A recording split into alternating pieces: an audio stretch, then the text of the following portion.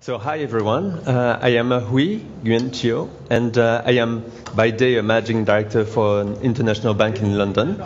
And in the evening I write the blog Disruptive Finance. So welcome to our panel about SME finance. So from developed countries to emerging markets, SMEs contribute more than 60% to the world GDP, which you can see here. They also employ more than 60% of the global workforce.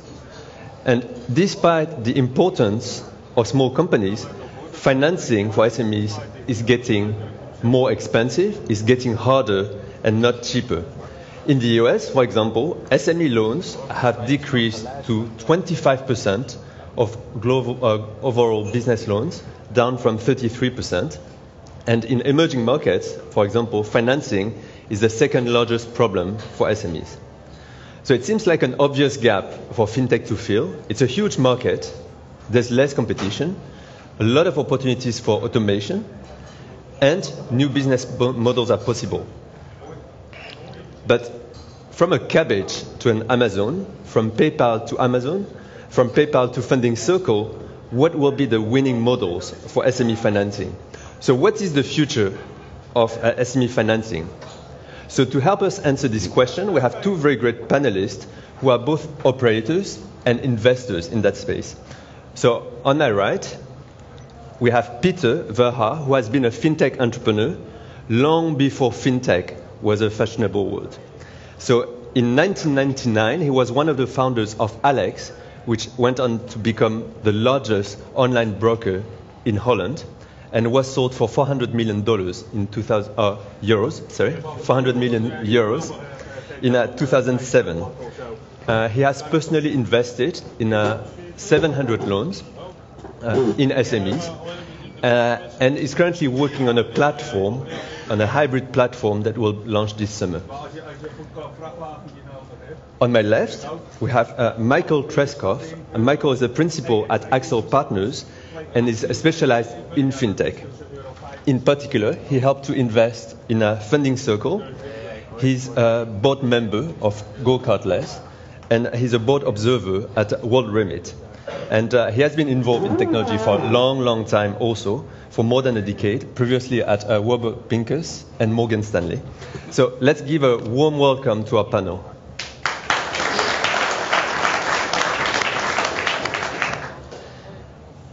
So now you know the panel, but who's in the audience? So I'll make you work a bit, audience. So if you could go to your smartphone and enter this code, Slido, S-L-I.do, and enter the code 3462. Should take 10 seconds.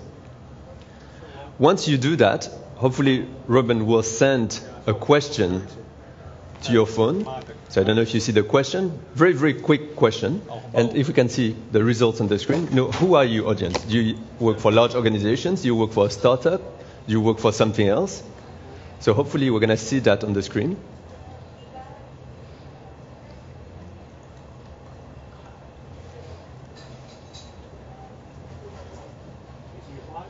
Wow, okay. Wow. So not a lot of people in startups. So a quarter in startups, 2/3 in asset management, and 12% in something else. Okay, it's changing. Okay, a bit of effort on the startup side. Okay, so we have more people coming from large organizations, than 1/3 coming from smaller startups than others. So very, very interesting. Okay, so keep that application handy, because you might be wondering, what's this for? So that's a very nice bottle of champagne, which I brought from London yesterday. And so don't worry, it's not for the panelists. It's for you, audience. And how are you going to win that? It's very, very simple. Ask question on Slido. So ask a lot of questions on Slido. And the question that will have the most votes in 15 minutes will win this bottle of champagne. Yeah, it makes sense? So very, very simple. If you want to win this bottle of champagne, ask a question, put your name, obviously, don't put anonymous, put your name, and basically pester your neighbors to vote for your question. Simple. So let's do that, and we're going to start with the questions. I've seen this done in the past. Typically, the most inappropriate questions get the most votes. So just food for thought. Okay, so we're going to start. Okay, so let's start from my side with questions to our panel. And a first question in terms of models that work. What kind of models work in SME financing? Because obviously there are quite a lot.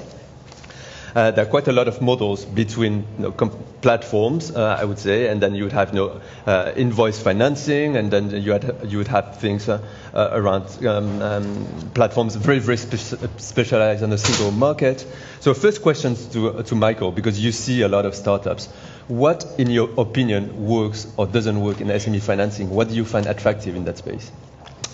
Well, I think we typically start by thinking about it from a customer perspective. So it's ultimately the question is not what sort of platform you have or how it's funded, but what need you can solve for an SME, right? And typically the question there is it short term, is it long term, and what is the insertion point, right?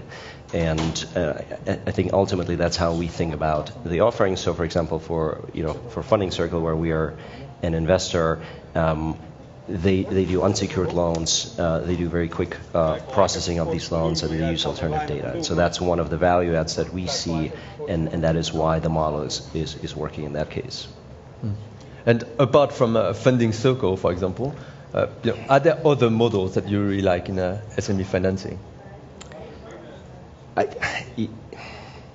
I like all of them to the extent that they are providing an attractive solution to the SME and are easy to consume and are eliminate the friction, right? So the issue with that SMEs are facing a lot of times is the friction around having access to financing, right? Where they have to go through a lengthy process, provide a lot of documents, where the timing of it is unclear.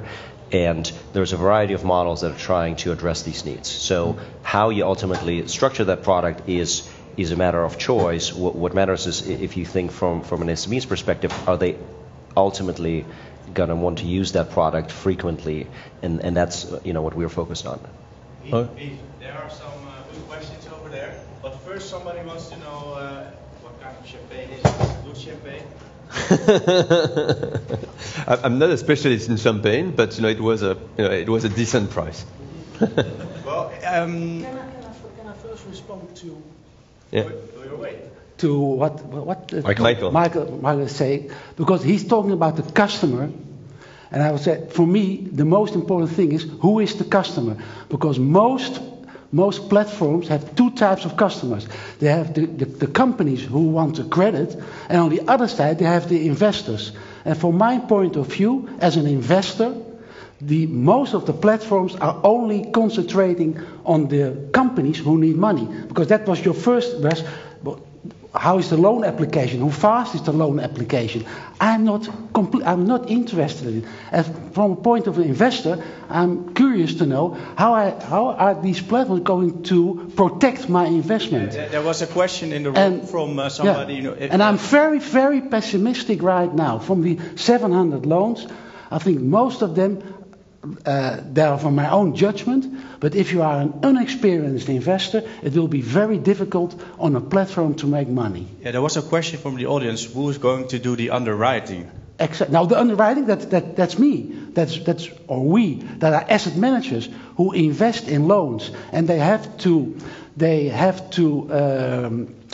believe that the credit scoring of the platforms in which you invest, that's a right credit scoring. And from my perspective, most platforms are concentrating on the companies because they make a fee there, and after they have made a fee, they have no skin in the game, and then the investor is for the coming 3, 4, 5 years on his own. Yeah, that's a very good question, and perhaps back to Michael in terms of on the investor in the platforms.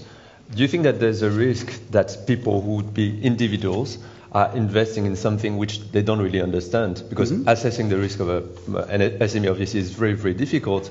And as Peter said, you are really pretty much just relying on the credit scoring of someone else.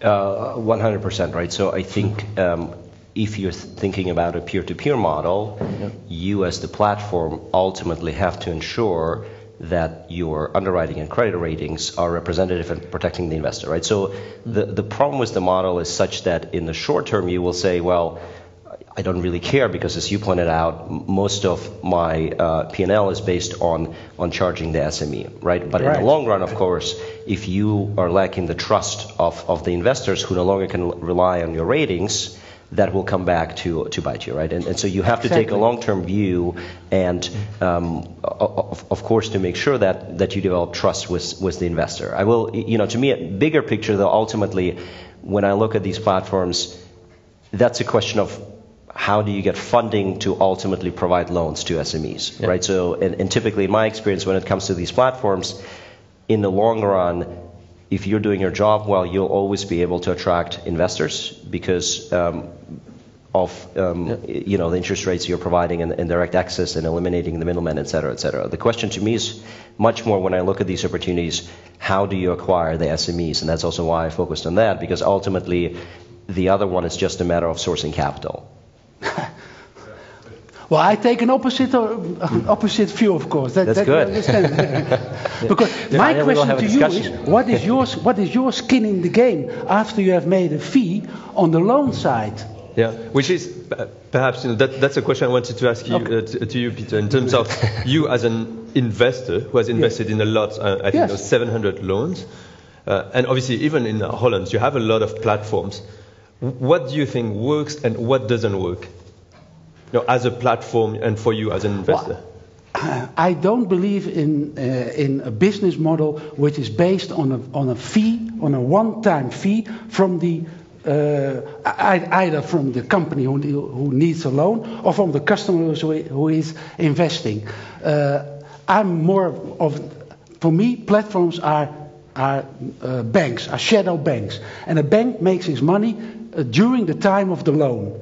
And so I only want to invest in platforms who have skin in the game. That means if the loan is defaulting, then the platform is not allowed to make money. So they can earn money from the investor over the time of the loan. That would be the ideal model. There was a question in the audience: what do you do when companies go bankrupt? Yeah, it's over. I mean, the money is gone. When a bank lends its money, they can somehow manage to get some assets. Oh, of course. When you invest in a loan, you look at the collateral. I mean, I'm a banker. I'm a banker for 35 years, so I'm used to look at collateral. Now, most of the platforms, at least in Holland, and they don't have organized their collateral in a good way. So, in the end, as far as I'm concerned, I think that if a loan defaults, there's hardly any opportunity to get the money back. Yeah. I'm just looking at the questions. There's no way I'll give this bottle of champagne to Peter. No. So you need to be more active on the questions. People have to like the questions they like, because not only sending in questions, but like the ones who are... No, but I'm really a bit pessimistic, but let's now take it from a positive view. I mean, the market for small, medium-sized enterprises is huge, and the big banks are not willing to extend credit to these companies. So I'm very much in favor that it will be market-based lending, that we as an investors community, that we fund these small companies. It's a beautiful model, but my warning is to the platforms: please make sure that the credit scoring is correct and that the business model is in favor of not only the company but also to the investors. Actually, I had a question about that, which is that... There's a question from the audience. I'd like to ask a question. If you look at P2P platforms, very often, they tend to professionalize on one side of the market. Take eBay, it was peer-to-peer initially, and now you have primarily merchants, real merchants today, right? Is it going to be the same here with these platforms? That is going to be like a game for institutional investors, shadow banking, professional services to sophisticated investors. Is that your view? Yeah. Well, probably yes, but that would not be a good thing. I prefer to have private individuals also to see SME loans as an asset class. But then the platforms have to be much more professional. Otherwise, it will be an institutional game. I will start this year with my own platform, but that will be catered to mortgages. Now, well, that's almost 90% institutional, the institutional game. The small, medium-sized market is very interesting for private individuals. But then they have to be sure that the customer care, the know your client, is well organized. Otherwise, it will be an institutional game, and that would be a pity. Yeah, we're talking about platforms, but the reality is that platforms today are a tiny part of SME lending. I don't know how much it would be, let's say 1%, so it's a very, very small part. Less than that. And how much is it? It's about 0.3 to 0.5%. Okay, yeah. Exactly. And in terms of the future, if we look at the possible models, we might be thinking, some models could be actually banks doing SME financing through online lending, for example, what Goldman Sachs did. It could be platforms, a la Funding Circle, for example. It could be some kind of partnership. So we've seen Funding Circle with, I think, Santander or Cabbage with ING. Or it could be also Amazon or PayPal, so other technology companies, providing financing to SMEs because they have the data. What do you think the future? There's a question in the audience, and it's how could traditional banks add value to these SME lending platforms? So how can they help these platforms give them a broader market share than they have? Yeah. Is there a way to do that, Michael? Well, I think to me the fundamental question is, as I think about the market, is you have a funding need by SMEs that is not met at scale today, which allows for the emergence of platforms like a Funding Circle, right? And that's a function of capital requirements, that's a function of regulations, and that's a function of cost of servicing that banks with a branch infrastructure and maybe slightly old processes are struggling to service profitably, right? And that leads to the emergence of new platforms that are using big data and that are using modern technology to make faster decisions better without relying on a branch network. Ultimately, that is, again, all just tying back to saying we're going to solve this problem. If banks are able to address that issue, they can be just as well positioned as SME platforms to solve that problem. Ultimately, as an SME, who is ultimately the customer to me. So it's, to me, the customer is always the SME. It's not the investor. The investor is the source of capital, and the investor can go and deploy the capital somewhere else. But as the SME, I don't care how the sausage is made and where the money is coming from. I care about that I, as a customer, am being treated fairly, efficiently, quickly, and I get a good loan, right? And so it's up to the platforms and it's up to the banks to figure out how to address that need. And I think in the long run, the banks will certainly be able to be more active in that space, be it via internally developed technologies, acquisitions, or partnerships such as OnDeck that you mentioned, right? Yeah. And for the newcomers... And who do you think that will be the fastest grower in that space over the next 5 years? Will it be startups? Would it be... Well, the startups will be fastest growing because they're starting off of a low base. But ultimately, the banks are the incumbents, and it's for them, it's kind of the old saying of, the winner will be between startup and incumbent, whoever is fastest, for startups to get distribution, for incumbents to find out how to innovate. Right? And so that's exactly what you're doing. And so for a company like Funding Circle, there's a unique opportunity now to create a brand around them and a platform and trust, and over time to become the financial institution of choice for SMEs. Right? And for banks, on the other hand, that's the position they were in 10 to 15 years ago, and they have to try to regain that position. Yeah. Can I tell? Yeah. I can see a future for a cooperation between the traditional banks and SME platforms. The first reason is that banks need equity for SME loans, and equity is very scarce for banks. But the big traditional banks want to maintain their client relationships. Well, and then there is really a unique opportunity, because the big banks have the clients who need a loan, and instead of that they use their savings accounts to fund it, they go to private individuals to save these loans. And then I foresee a future for that. So I'm really optimistic about that. Okay, I'll just stop right now because I think that there's no way we can dislodge Peter from the first position. So it seems like Patrick Lemons. Who is Patrick? Yeah, Patrick, where are you? Congratulations, Patrick. I give you this. And so at least you're not and maybe he must have now. Nice work. and now answering his question. But did we answer your questions? And let's take Patrick's question. That's not Patrick. Okay. Well, and I think the most important question would be the second one I asked. Because what do you do indeed when things go wrong, when these customers who are lending you money, who are putting in that deposit, who thought that it was completely safe, suddenly lose all? Yeah. Perhaps, Michael, do you want to start?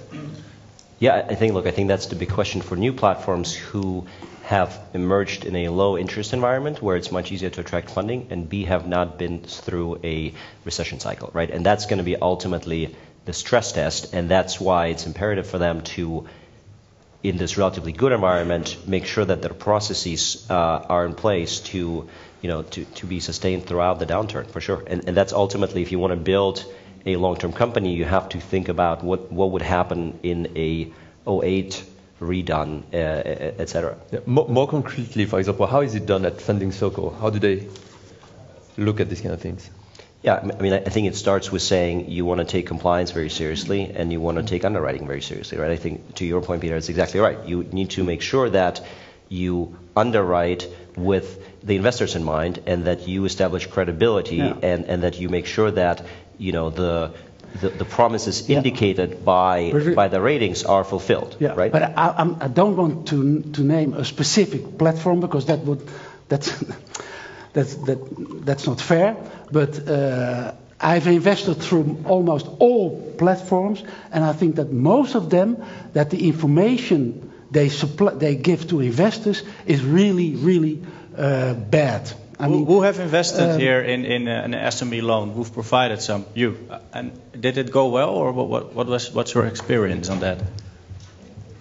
Where they take security, so that actually takes a lot longer than most platforms to actually grant the loan to the SME, so it's not going to be fast. I'm involved in another one where they do it in 3 days, but you don't really have a grasp on the lender's, borrower's security.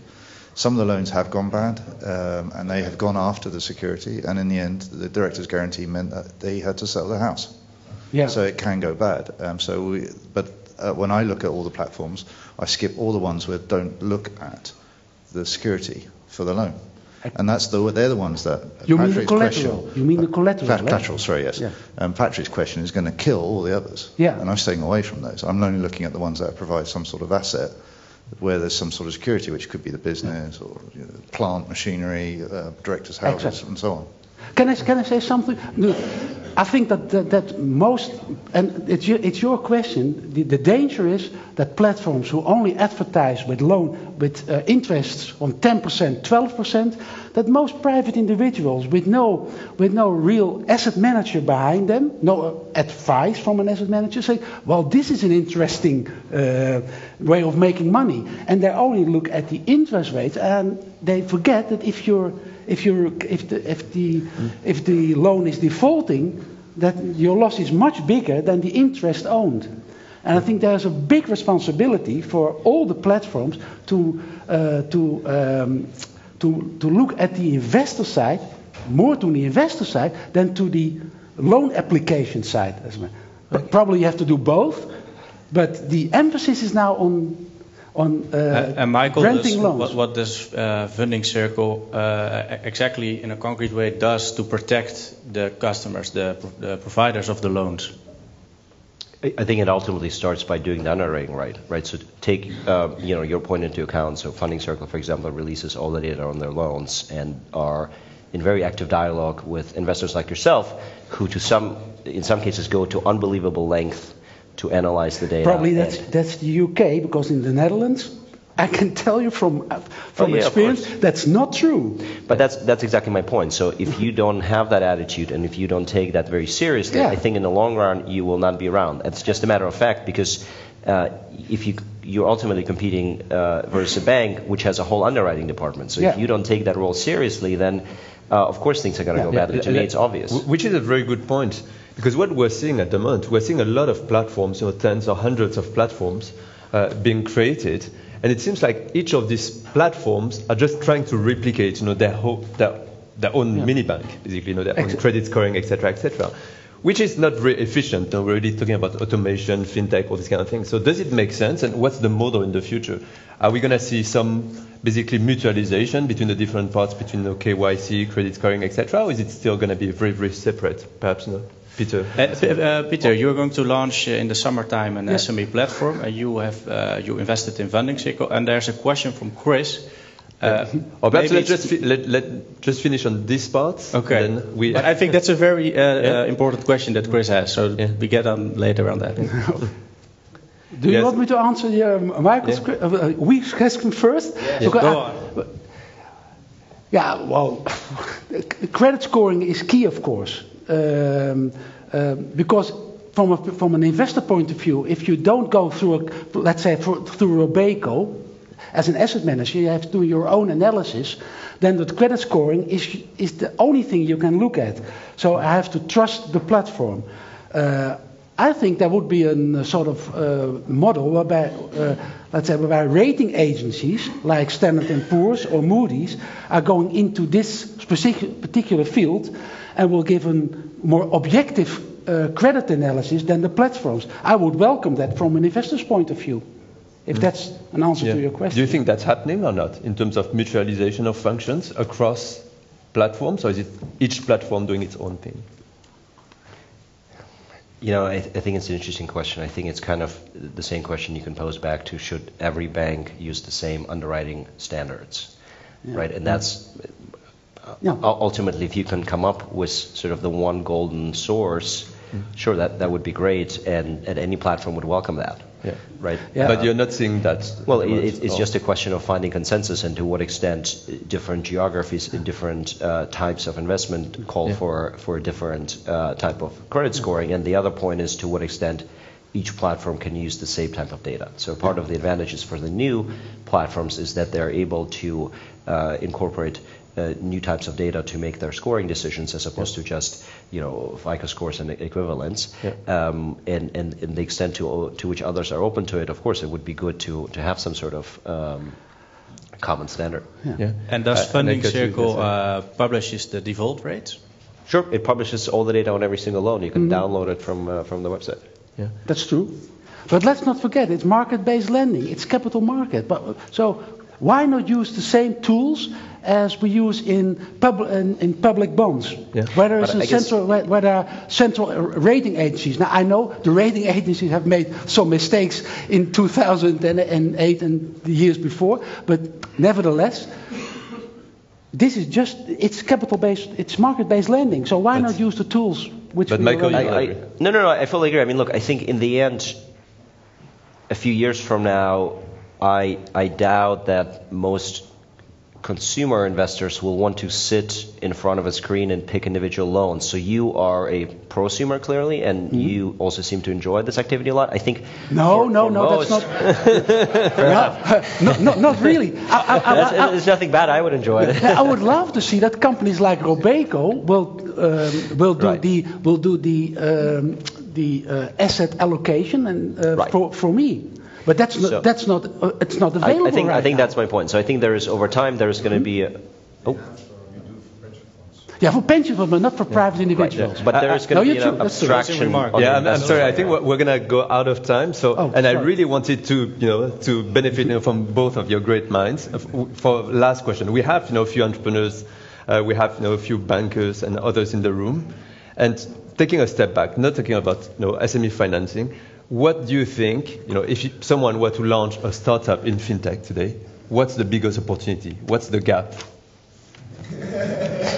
So you as an investor and you as an investor, but also as someone who will be launching a business, what's the biggest opportunity for the next 5 years? I want to launch a fintech startup. What do I do? Oh, wow. So things that I'm interested in is anything around insurance, for example. I think that market is significantly behind in terms of using technology and innovation. I think on the SME side, it's going more into the workflow. So instead of just providing a product to you, it's taking a more holistic view and saying, if you're no longer able to get this trusted advice from somebody at the bank branch because that infrastructure ultimately is not sustainable, what else can you do to make an SME's life easier, right? So it starts with accounting, it then goes to payments and automation of FX functions, and I think those are all really interesting areas where a lot can be done, really focusing on the software and workflow side. Okay, thank you. And from my point of view, in the Netherlands, the mortgage market will be the most interesting market because it's a huge market, 680 billion, completely dominated by the banks. So the mortgage market for crowdfunding is very interesting. On the small, the SME side, I would say, let's see if we can, from a point of an investor, I would like to have a fund in which I can invest with an experienced fund manager on it, and so I think that will be the way ahead. Okay. Because it's for me as a consumer, if you have 700 loans, it's extremely time consuming. So it is fun, but I would love to do something to invest more through a fund. Okay, great. So I guess to summarize, great insight, from both our panelists. I think SME financing, as we said, it's a huge market, so a lot of things will be happening in that space. Obviously, there's clear questions in terms of what's going to happen with the credit cycle, what's going to happen on the investor side. At the same time, obviously, you need to offer a proper solution to the lenders. So quite a bit to do in that space. So let me thank Ruben, Alex, and Tun for the organization of today, which is a great event. Let me thank, obviously, the panel. Thank you very much. And let me thank you, our audience, also. So thanks a lot, and have a good afternoon. Thank you.